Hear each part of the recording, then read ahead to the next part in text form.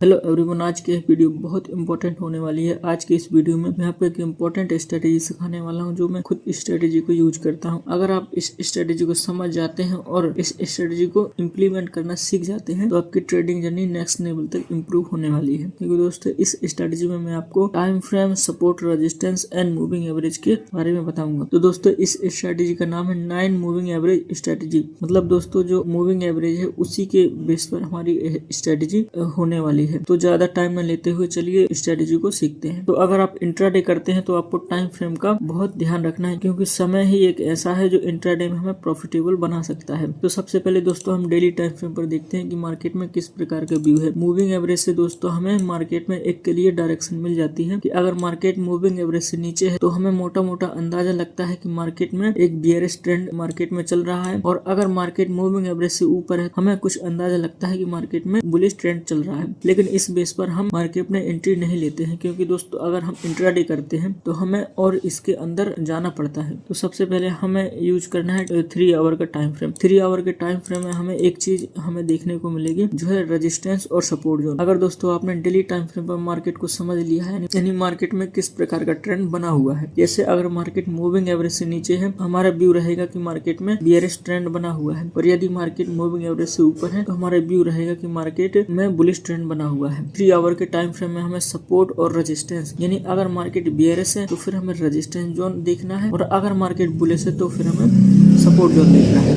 तो दोस्तों 3 आवर के टाइम फ्रेम में हमें 23,400 के लेवल का एक इंपॉर्टेंट रेजिस्टेंस जोन देखने को मिलता है, क्योंकि मार्केट जब भी इस लेवल के आसपास आता है तो यहाँ से हमें सेलिंग देखने को मिलती है। अगर आप देखेंगे तो इस लेवल पर भी हमें एक स्ट्रॉन्ग सेलिंग देखने को मिली, फिर इसके बाद मार्केट इस 23,400 के लेवल के आसपास आया, फिर इसी लेवल से सेलिंग देखने को मिली, यहाँ पर आया तो यहाँ पर भी मार्केट में इसी लेवल से सेलिंग देखने को मिली, फिर से मार्केट में एक बुलिश बिहेवियर देखने को मिला, लेकिन मार्केट में 23,400 से फिर से हमें एक और सेलिंग देखने को मिल रही है। तो दोस्तों यह हमारा मोटा मोटा व्यू होता है कि मार्केट में आवरली टाइम फ्रेम पर क्या चल रहा है, यानी कि 3 आवर के टाइम फ्रेम पर मार्केट में 23,400 का स्ट्रॉन्ग रेजिस्टेंस देखने को मिलता है, और अगर हम इसी सपोर्ट की बात करें 23,970 का हमें एक इंपोर्टेंट सपोर्ट देखने को मिलता है। लेकिन इस बेस पर भी हमें एंट्री नहीं लेना है, हमें इसके और डीप आना है। अगर आप आवरली टाइम फ्रेम पर आएंगे तो आवरली टाइम फ्रेम पर हमें और अच्छे तरीके से सपोर्ट एंड रेजिस्टेंस जोन देखने को मिलेंगे। तो जो हमारा एक इंपोर्टेंट सपोर्ट और रेजिस्टेंस जोन देखने को मिलेगा 23,350 के लेवल के आसपास हमें एक रेजिस्टेंस जोन देखने को मिलेगा, और साथ ही 23,990 रुपए यानी 30,000 के लेवल के आसपास हमें एक इंपोर्टेंट सपोर्ट जोन देखने को मिलेगा। अगर आप आवरली टाइम फ्रेम पर रेजिस्टेंस जोन देखेंगे तो 23,400 का एक इंपोर्टेंट रेजिस्टेंस जोन देखने को मिलता है, और साथ ही एक और हमें आवरली टाइम फ्रेम पर 23,300 का एक इंपोर्टेंट रेजिस्टेंस जोन देखने को मिलता है। तो दोस्तों हमें आवरली टाइम फ्रेम पर 2 रेजिस्टेंस जोन देखने को मिल चुके हैं, और साथ ही 23,000 का एक इंपोर्टेंट सपोर्ट जोन और 23,050 का एक इंपोर्टेंट सपोर्ट जोन हमें देखने को मिल चुका है। लेकिन दोस्तों हमें इसको 15 मिनट के टाइम फ्रेम पर और स्विच करके देखना है कि 15 मिनट के टाइम फ्रेम पर क्या चल रहा है। अगर दोस्तों आप 15 मिनट के टाइम फ्रेम पर आते हैं तो 15 मिनट के टाइम फ्रेम पर तो आपको 15 मिनट के टाइम फ्रेम पर अलग अलग सपोर्ट एंड रेजिस्टेंस जोन देखने को मिलेंगे। तो दोस्तों अगर आप देखेंगे तो 23,350 के लेवल के आसपास हमें एक इंपोर्टेंट रेजिस्टेंस जोन देखने को मिलता है, और 23,000 के लेवल के आसपास हमें एक सपोर्ट जोन देखने को मिलता है। जैसे जैसे हम टाइम फ्रेम को कम करते जाएंगे उस प्रकार से हमें सपोर्ट एंड रेजिस्टेंस जोन देखने को मिलेंगे। तो दोस्तों यदि हमें इंट्राडे ट्रेडिंग करना है तो उसके लिए हमें 15 मिनट को ऑब्जर्व करना पड़ेगा कि 15 मिनट के टाइम फ्रेम पर किस प्रकार से रेजिस्टेंस जोन और सपोर्ट जोन बन रहे हैं, उसी हिसाब से हम ट्रेड लेंगे। लेकिन ट्रेड हमारा हमेशा 5 मिनट के टाइम फ्रेम पर होना चाहिए। तो सबसे पहले दोस्तों अगर आप यहाँ पर देखेंगे तो इस लेवल के आसपास जैसे ही मार्केट आता है 23,350 के लेवल के आसपास, तो 15 मिनट का टाइम फ्रेम हमें कंफर्म करता है कि इस लेवल पर एक रेजिस्टेंस जोन बना हुआ है। लेकिन दोस्तों हमें 5 मिनट के टाइम फ्रेम पर जाना है और देखना है कि मार्केट में मूविंग एवरेज की डायरेक्शन क्या है। इसी को हम 5 मिनट के टाइम फ्रेम पर स्विच करते हैं और देखते हैं कि इस लेवल के आसपास हमें किस प्रकार से एंट्री बनेगी हमारी। तो दोस्तों आप यहाँ पर देखेंगे तो मार्केट जैसे ही 23,350 के लेवल के आसपास आता है तो इस लेवल पर मार्केट थोड़ी 15 मिनट आप देखेंगे 15 से 20 मिनट इस लेवल के आसपास मार्केट होल्ड करता है। लेकिन हमें मूविंग एवरेज की डायरेक्शन में बता रही है कि मार्केट में एक बुलिश ट्रेंड बना हुआ है। तो अगर मार्केट इस लेवल के आसपास आता है तो हमें वेट करना है बियरिश ट्रेंड का। अगर हमें यहाँ से रिवर्स ट्रेड लेना है, अगर हमको ट्रेंड कंटिन्यू करना है तो यहाँ से हम एक बुलिश ट्रेंड ले सकते हैं। लेकिन अगर हमें एक और चीज ध्यान रखना है कि अगर हम बुलिश ट्रेड ट्रेड लेते हैं तो मार्केट किस लेवल से आया हुआ है, यानी मार्केट ने कितनी दूरी तय कर ली है। यहाँ से मार्केट 240 पॉइंट मूव कर चुका है। तो दोस्तों हमें यहाँ पर वेट करना है प्रॉपर अपने सेटअप का, किस सेटअप पर किस बेस पर एंट्री लेते हैं। अगर मार्केट में बड़ी मूवमेंट देखने को मिल सकती है तो उस लेवल से या तो हमें पुल बैक देखने को मिलेगा और या फिर वहां से डायरेक्ट रिवर्सल देखने को हमें मिल सकता है। अगर आप दोस्तों यहाँ पर देखेंगे तो मार्केट 23,350 के लेवल पर आया, फिर मार्केट में एक छोटा सा पुल बैक देखने को मिला और मार्केट में मूविंग एवरेज के आसपास से फिर से एक और बाइंग देखने को मिली जो कि हमें 23,320 के लेवल के आसपास लेकर के आई। लेकिन दोस्तों यहाँ से एक स्ट्रॉन्ग हमें सेलिंग कैंडल क्लोज होती है। दोस्तों हमें इस कैंडल पर एंट्री नहीं लेना है, हमें वेट करना है जब तक मार्केट में मूविंग एवरेज के नीचे या फिर ऊपर एक कैंडल पूरी तरीके से बुलिश या बियरिश कैंडल क्लोज नहीं हो जाती है। अगर आप यहाँ पर देखेंगे तो